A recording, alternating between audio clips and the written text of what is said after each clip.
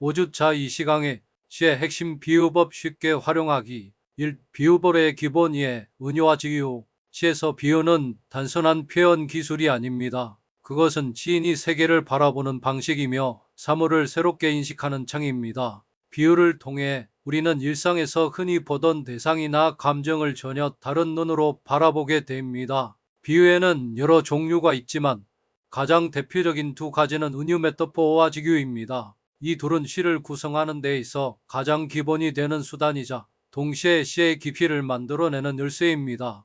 은유란 너는 비이다라는 형태로 두 대상을 직접 동일시하는 표현입니다. 예를 들어 그녀의 눈은 별이다라고 할 때 눈과 별은 본질적으로 다른 존재이지만 이 문장은 두 대상을 동일시하여 감정과 이미지를 강화합니다. 지규는 어는 비와 같다 또는 어는 비처럼이라는 연결어를 통해 비교하는 방법입니다. 그녀의 눈은 별처럼 빛난다라는 문장은 처럼 같이 등의 연결어를 사용하여 비교를 부드럽게 전달합니다.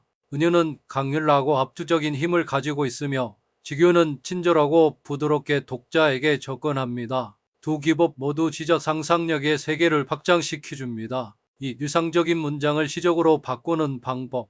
많은 이들이 시를 어려워하는 이유 중 하나는 시적 언어를 사용하는데 익숙하지 않기 때문입니다. 그러나 시적 언어란 결국 거창하거나 특별한 것이 아닙니다. 오히려 시는 평범한 일상어를 새로운 시각으로 바라보고 변주하는 데서 시작됩니다. 2.1. 구체적 이미지를 떠올려라. 일상 문장을 시적으로 바꾸려면 먼저 구체적인 이미지를 떠올려야 합니다. 오늘은 기분이 좋다는 평범한 문장을 오늘은 해자리 얼굴에 앉아 웃는다처럼 구체적이고 감각적인 이미지로 전환하는 것입니다.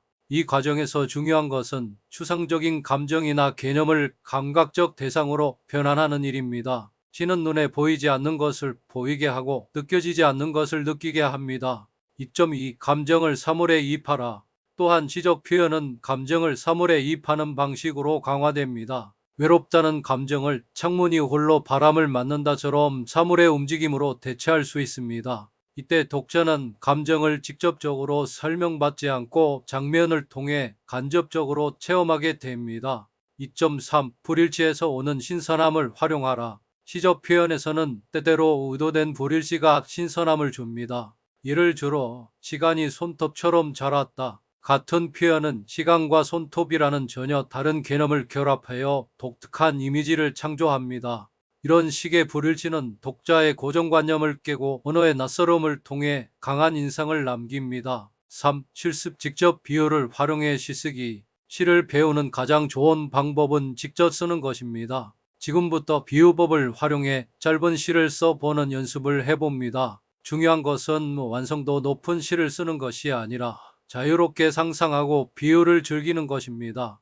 연습 방법은 다음과 같습니다. 1. 하나의 감정이나 장면을 떠올린다. 예외로움, 기쁨, 슬픔. 2. 그 감정을 사물이나 자연현상에 비유한다. 3. 은유나 직유를 사용하여 두 줄 또는 세 줄의 짧은 시를 만든다. 이 시를 보겠습니다. 예시 1. 직유 사용. 평범한 문장 비가 많이 온다. 시적 표현 비가 북을 치듯 지붕을 두드린다. 이 표현에서는 비를 북에 비유하여 소리와 움직임을 감각적으로 전달했습니다. 뜻이라는 연결어가 사용된 점에서 직유입니다. 예시 은유 사용. 평범한 문장 밤이 기저간다. 시적 표현 밤은 검은 강물로 흘러나간다. 여기서는 밤과 강물을 직접 연결시켜 하나로 겹치는 은유를 사용했습니다. 밤이라는 추상적 개념이 강물처럼 흐른다는 이미지로 구체화됩니다. 예시 3일상 문장의 시적 전환. 평범한 문장 외로워서 친구를 만나고 싶다. 시적 표현 텅 빈 의자가 나를 바라본다. 외로움을 직접적으로 표현하는 대신 빈 의자라는 사물을 통해 감정을 대변했습니다. 이는 직설적인 표현보다 훨씬 시적이고 독자의 감정이입을 자극합니다. 3.1 실습 문제. 감정 기쁨, 사물 해절. 비유 기쁨이 해절처럼 골목마다 쏟아졌다. 이처럼 하나의 감정을 자연이나 사물로 대체하여 비유적 언어를 구사할 수 있습니다. 반복적으로 연습하다 보면 점차 자연스럽게 시적 감각을 익힐 수 있습니다. 4. 비유법을 쓸 때 주의할 점. 비유를 쓸 때는 몇 가지 주의할 점이 있습니다. 첫째, 비유의 과도한 사용을 피해야 합니다. 비유는 글에 생명력을 불어넣지만 과도하게 사용하면 오히려 거래 흐름을 방해하고 독자에게 혼란을 줄 수 있습니다. 꼭 필요한 순간에만 적절히 사용해야 합니다. 둘째, 비유의 대상 간의 내적 관련성을 고려해야 합니다. 아무리 독특한 이미지를 만들고 싶어도 비유가 너무 억지스럽거나 부자연스러우면 독자의 몰입을 방해할 수 있습니다. 비유 대상은 본질적인 공통점이나 감정적 울림을 가질 때 더욱 힘을 발휘합니다. 셋째, 자신만의 언어를 찾아야 합니다. 누구나 쓰는 비유, 예를 들어 하얀 눈꽃 같은 마음처럼 창조적인 표현은 피해야 합니다. 조금 더 자신의 경험과 시선을 담은 독창적인 비유를 만들어야 독자에게 새로움을 줄 수 있습니다. 결론, 비유는 시를 시답게 만드는 가장 중요한 도구입니다.